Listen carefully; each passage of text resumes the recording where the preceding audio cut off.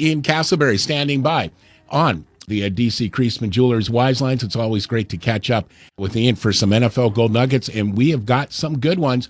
Ian's appearance is presented by our friends at DC Creasman Jewelers. Ian Castleberry, good to hear you, buddy. How you doing? Good to be with you guys. Good. Doing well. Hey, man, we've got some good stuff coming your way, as a matter of fact. And this is the time of year, we should point out, where we've got a lot of NFL players. Some are very, very nervous. Some are looking for a big payday. But always, the franchise tag day is always an interesting one around the NFL, Ian. So take us through some of the notable players who were tagged, whether they wanted to be or not. I think top of that list is Allen Robinson, the wide receiver for the Chicago Bears. I don't think he wanted to be tagged. I think there was a good chance he would have been the top free agent receiver available had he been allowed to go to free agency, but the Bears wanted to keep him. I'm not sure Robinson's too happy about that, but he's a notable name. The Tampa Bay Buccaneers, they kept their pass rushing linebacker Shaq Barrett. I don't think Barrett has a problem staying with the Bucs after winning the Super Bowl, but will he have made more money in free agency versus what he'll make from his franchise tag? That'll remain to be seen. Also, teammate Chris Godwin, one of the top receivers with the Buccaneers, also was franchise tagged. Man, oh man, Michael Gore, here we go. We'll get to your Bills here coming up in just a moment, but for guys like Allen Robinson, right? I mean, how do you feel? I mean, you got to get your head straight before training camp, man. If this is a decision you did not want to happen, he's got to try and make that happen. I doubt he's going to try and hold out or anything like that, but it sounds like he's got to get his head in the right place, Michael. Yes, it does, and it's not going to be easy, but but he's got to, and it's usually that's why it's good that it happens in March, and that by the time training camp comes around, it's like they begrudgingly accept it, and they're still they're not paupers by any stretch of the imagination with salary and stuff, but nevertheless, but the problem is that if he has a great season, boy, he's gonna want to get paid, boy. Ooh, and as he should, and for sure. And Ian, on the flip side of this, some notable players cut by their teams primarily for financial considerations. Yeah, I think the biggest surprise was Aaron Jones, the running back for the Green Bay Packers. Running backs, it's a tough thing. They do have a short shelf life, and maybe the Packers figure they can go with Jamal Williams, and they drafted C.J. Dillon, so maybe they look to cut bait with Aaron Jones before he started to wear down. Chris Carson was also not tagged by the Seattle Seahawks, but he's 32. You could argue he has a lot of mileage as a running back. Kenny Golladay wasn't franchised by the Detroit Lions. Now, maybe that wouldn't normally be a notable move. A notable move certainly for the Lions, but in terms of the overall league, the NFL, Kenny Golladay might be the top free agent receiver now that Allen Robinson was franchise tagged by the Chicago Bears. And names like Antonio Brown, Rob Gronkowski by the Bucs, Jadeveon Clowney, who never seemed to have panned out as the pass rushing star that so many of us thought he would be. And if you want a safety, this could be a good opportunity for any teams looking to upgrade in their secondary. The Rams not tagging John Johnson III, the Vikings letting go Anthony Harris. So teams looking for some help in their secondary, an impact player now, have some more options to choose from. Could some of these teams, Ian, do you think re-sign some of these players? I know like Kansas City cut their all-pro tackle, Eric Fisher, but could some of these players come back with their teams? Yeah, I think so. If they're willing to come back at a lower salary, maybe even do something where they sign for, say, the veterans minimum, and then sign for a bigger signing bonus that can be spread out over a few years. But yeah, in some of these cases, I don't think it means that the team is completely going to move on. Matthew Judon, the pass rushing linebacker for the Baltimore Ravens, is another example, besides Eric Fisher, as you mentioned, that wasn't tagged by the Ravens and can be a free agent, but I think the Ravens would certainly like to bring Judon back. Hey, were you surprised about Carlos Dunlap being released by the Seahawks? I was, because pass rush was a big problem for them all season long, but I think that might be one position where they feel like there are so many pass rushers that are going to be available. We just mentioned Judon and Jadeveon Clowney. Carl Lawson from the Browns is another one. Bud Dupree from the Steelers, although he's coming off a knee injury. So I think the Seahawks are taking a chance maybe that they'll be able to get somebody, either an upgrade over Dunlap or, as Pat mentioned, maybe coming back to Seattle at a lower price. Man, oh man, here we go. That's where the dollars start flowing a little less this time of year, for sure. And all right, so Ian, now we go to Mike Gore's Bills takeover question. Which player was tagged, and which ones did not make the cut by being cut? Now, so the Bills did not use their franchise tag on any player, and I'm very curious what Mike Gore thinks about the fact that Matt Milano, their star middle linebacker, was not given a franchise tag and could be a free agent now. I think the thought is that though they appreciate the way Matt Milano plays. Bills only lost one game he played in last year, and that was against the Chiefs in the playoffs. That they just, I think, feel like he's kind of injury prone. I think they just feel like they can do a little better. It's a very tough. I think they hate it because I think he's their kind of guy, and they've he's been a very good player for them, but he's been hurt a lot. I think they feel like he's injury prone, and that's a little bit with what they were. They hated to see them release former Mars Hill standout John Brown.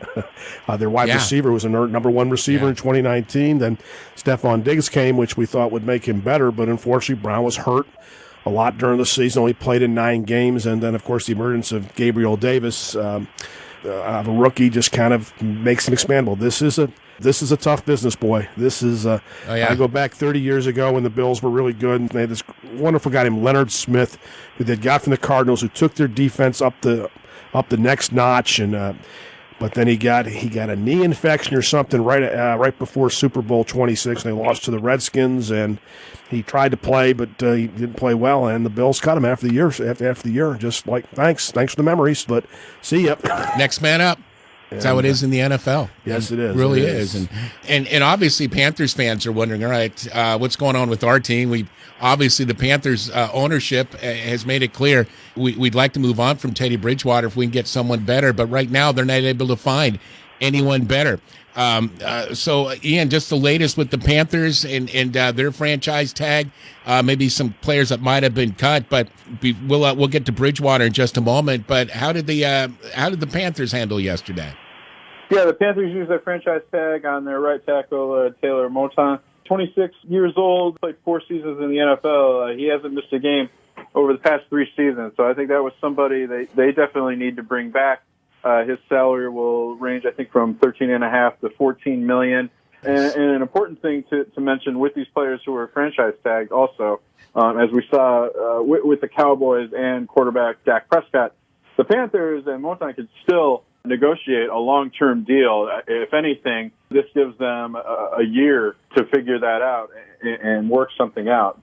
And then there was also some moves where Christian McCaffrey and Shaq Thompson both restructured their contracts to create more salary cap room. McCaffrey, for instance, he was set, I believe, for a $10 million salary for 2021, but that's going to be changed to a lower base salary, and the rest of that will be moved into signing bonuses spread out over, I believe, the next 2 to 3 seasons. Same thing with Shaq Thompson. So those 2 players aren't going to lose money, but it gives the Panthers a little more salary cap flexibility to address other positions on the team. Coach Matt Rule said he highlighted left tackle, guard, tight end, and cornerback as the positions that probably needed the most help.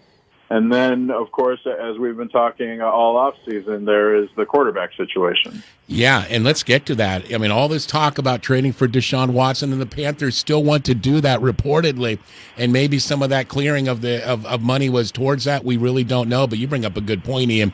Other positions need to be addressed as well.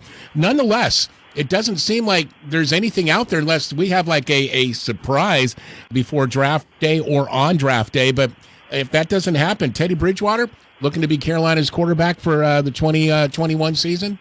Yeah, I think both Matt Rule and the new general manager, Scott Fitterer, are in a little bit of damage control right now. Fitterer said he had a very honest conversation with Bridgewater about the fact that he would have been part of a trade with Detroit if the Panthers had gotten Matthew Stafford. Reportedly, the 49ers are interested. You know, there are reports that the Panthers have that number 8 selection in the NFL draft. Jordan Rodriguez of The Athletic has reported that they really like Justin Fields out of Ohio State, but the question is whether or not he'll be available at number 8. And if not, the guy might be Trey Lance out of North Dakota State. But he's a raw prospect, so that might be, if the Panthers draft Trey Lance, you might want to keep Teddy Bridgewater around to finish out his contract while Lance learns the offense and acclimates himself to the NFL game. Wow. Yeah. Mac Jones was another quarterback just a week or two ago that Matt Rule was reportedly in love with. And that's kind of, Michael, I think that's kind of the question for Panthers fans at that number 8 pick. A lot of folks have them drafting a quarterback. Do you think the Panthers going to follow that lead? I think they may have to. I don't know. If you can't get Trevor Lawrence, it's tough. But there's some talent there. But boy, I don't know, Mike. It might be worth for them passing on it. Yeah, I think they have other needs besides that. I know you got to start with the quarterback, but I think Bridgewater, as you talk about, serviceable. And Matt Jones, yes, he did a great job at Alabama, but when did he face a pass rush? When was he ever harassed? Where's Matt Jones leading a fourth quarter comeback? And so until we see it, I'm not sure I'd go there and stuff. And if he gets drafted by someone, if he ends up being Tom Brady too, you can just tip your cap to him and say, "Wow, that's amazing." But again, we just don't know about how good he is. Jury's still out on every one of those quarterbacks except Trevor Lawrence at this point. The others, each one has maybe an area of concern for scouts and for NFL executives. Ian Castleberry with the Wise Guys, our NFL Gold Nuggets feature on this Thursday, presented by DC Creasman Jewelers. Finally, Ian, all right, no word from Drew Brees on retirement, unless I missed something. I thought Drew was going to announce right after the Super Bowl. That was expected. That has not happened yet, Ian. So are we to read into this in any way, shape, or form? I think it's possible. I mean, that before the NFC Championship game, Fox's Jay Glazer reported that Brees was going to retire after the season, and NBC has a seat waiting for Drew Brees in the broadcast booth whenever he decides to retire, whether or not he's going to be the color analyst for Notre Dame broadcasts or be added to the Football Night in America crew. That has yet to be determined. I think the long-term plan is looking at Drew Brees as possibly replacing Chris Collinsworth as the top game analyst. But, Chris Collinsworth isn't exactly going anywhere unless NBC decides they want to make a complete change if and when Al Michaels retires. So that's out there. But then Drew Brees, he posted this workout video in February that certainly looked like a guy who was training for the season again. Now, maybe he's just a fitness and workout freak and didn't want to sit around and isn't going into retirement quietly. But I think this could be a situation where Brees and the Saints wait until June 1st when roster bonuses kick in, and they may decide to make a move then. But Brees, it should also be mentioned that he restructured his contract to the veterans minimum, $1 million, and then spreading out the rest of his deal in signing bonuses, as we talked about with Christian McCaffrey and Shaq Thompson with the Panthers. And that had a lot of people thinking, Brees is definitely going to retire. He's not going to play for $1 million. But I still think the Saints appear to be ready to go with Taysom Hill and maybe bringing back Jameis Winston. But Drew Brees, I think he's going through a longer thought process than the Saints certainly expected. No doubt. What's your feel on this, Mike Gore, with Drew Brees? I think he's coming back. I think he didn't like the way things ended. That has to be so frustrating for Saints fans. My old assistant, Matt Pellegrin, was the biggest Saints fan there was. And then, they had the Bucs beat. They're up 7, moving the ball, and just the turnovers turn the game around. If they don't turn the ball over, maybe it's New Orleans winning the Super Bowl. But I think he didn't like the way it went out. I don't think he likes people telling him that he's going to retire, and I think he may have one more year in him.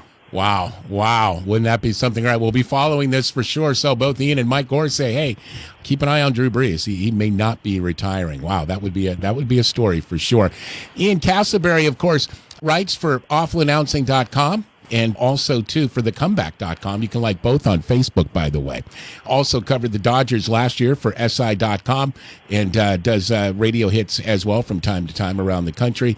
But we're his hometown station. We're proud of that. And, Ian, thanks so much for a few minutes today, buddy. Great discussion. Proud to be on with you guys as well. Really enjoyed it. Always. Catch up next on Monday, buddy. Okay, thanks. Thank you, Ian. Weekend, guys. Yeah, you too, Ian. Thanks so much, man. in Castleberry with the Wise Guys, our NFL Gold Nuggets feature with Ian. Joining us on the DC Creasman Jewelers Wise Lines, I should point out, is presented by David and the staff at DC Creasman Jewelers.